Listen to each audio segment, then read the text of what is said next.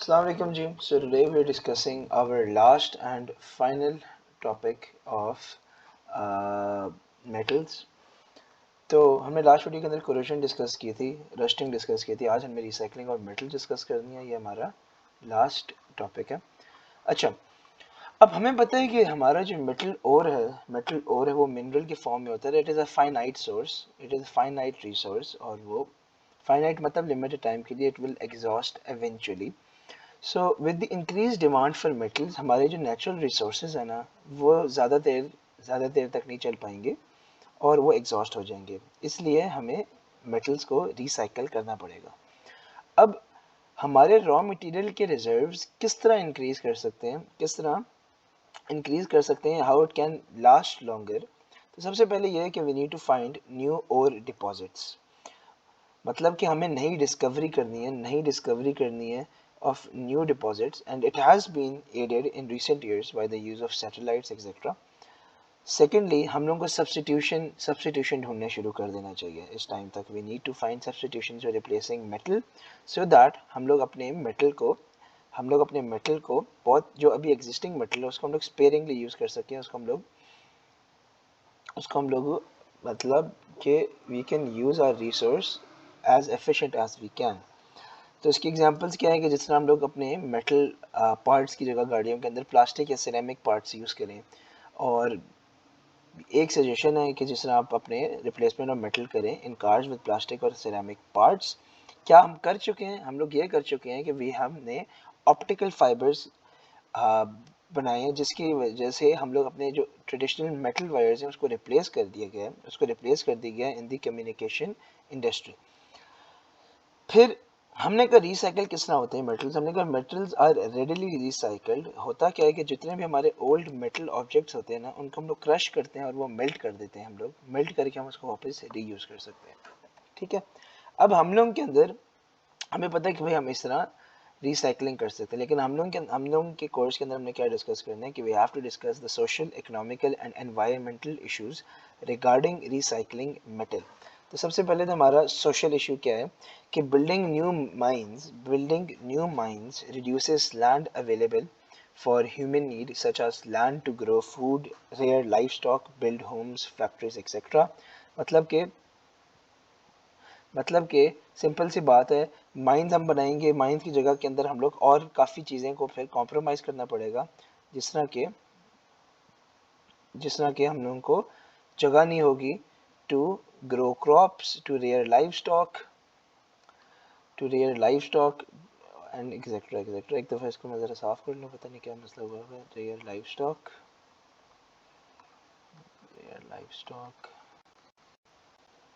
सही है. सेकंड है सोशल इशू. सेकंड इशू क्या है कि एक सोसाइटी के अंदर एक हैबिट क्रिएट करना किस चीज़ की, रिसाइकलिंग की. उसमें बहुत टाइम बहुत एफर्ट लगता है. ठीक है. It takes time and effort for communities and businesses to practice recycling as a way of life.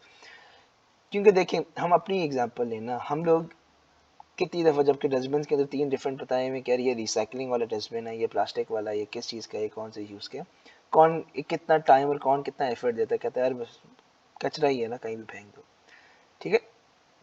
सो इसका सोल्यूशन क्या है कि हमारी जो सोसाइटी है, एक पब्लिक हो, they have to be educated, they have to be aware of their role, they have to be aware या they have to be educated of their role कि उन्होंने भाई करना क्या है, उनका एक रोल क्या है सोसाइटी के अंदर. Specially for recycling it is a very huge problem we are facing. ठीक है. अब मैंने आप लोगों को पहले भी बहुत दफ़ा बात बताई है कि केमिस्ट्री में हम लोग खाली केमिस्ट्री तक कन्फाइन रहते हैं. रियल लाइफ के अंदर हम लोग ने काफ़ी चीज़ें डिस्कस करनी होती है, जैसे हम लोग ने अभी कर रहे हैं social, economical and environmental issues. किस पे? रिसाइकलिंग मेटल्स पे हम लोग डिस्कशन आज कर रहे हैं.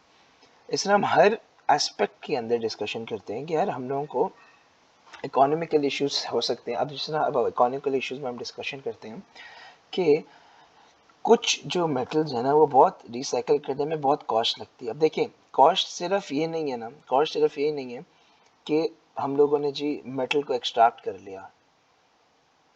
कॉस्ट हमारी होती है कि हमारी ट्रांसपोर्टेशन कॉस्ट है, हमारा प्लांट बनाने की कॉस्ट है. ठीक है. प्लांट को रन करने की कॉस्ट है.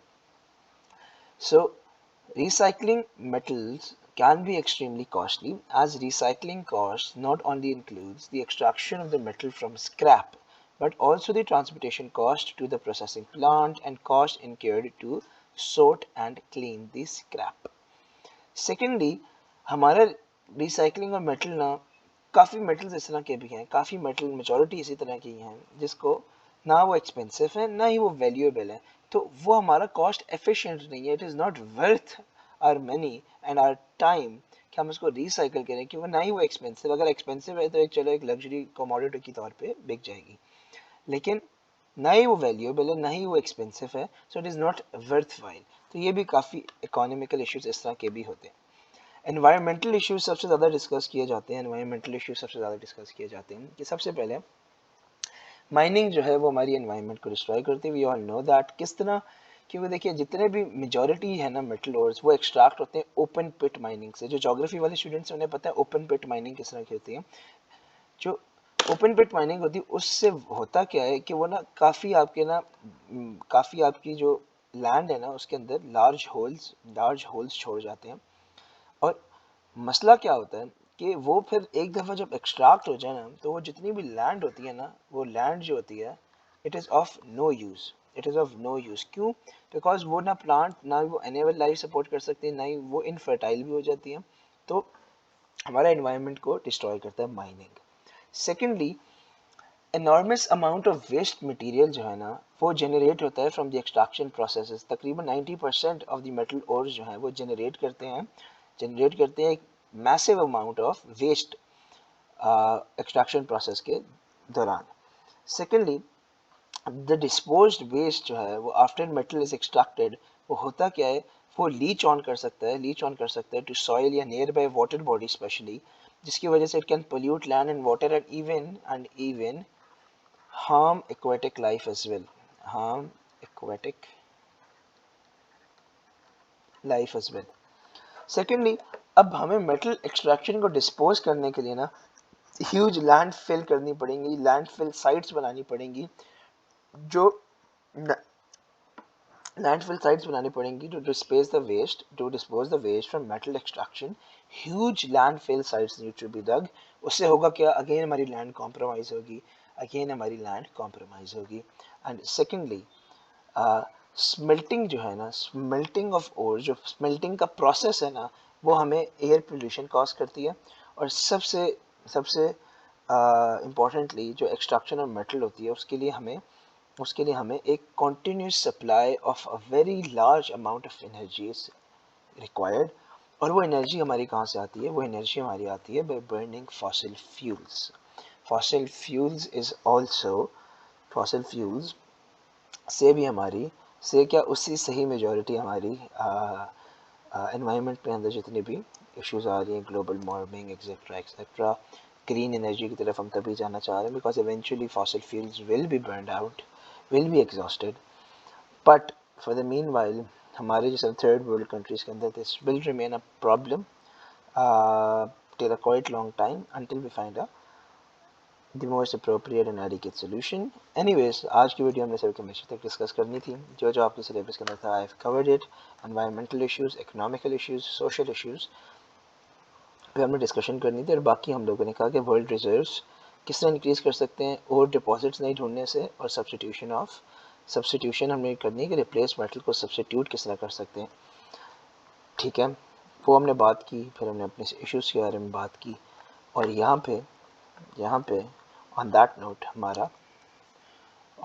नोट हमारा मेटल्स भी ख़त्म हो चुका है. So the only thing we are left with is experimental chemistry and our organic chemistry, and then we will be done with our chemistry course. फिर हम लोग पास्ट पेपर्स वगैरह भी करेंगे. then we'll move on to physics.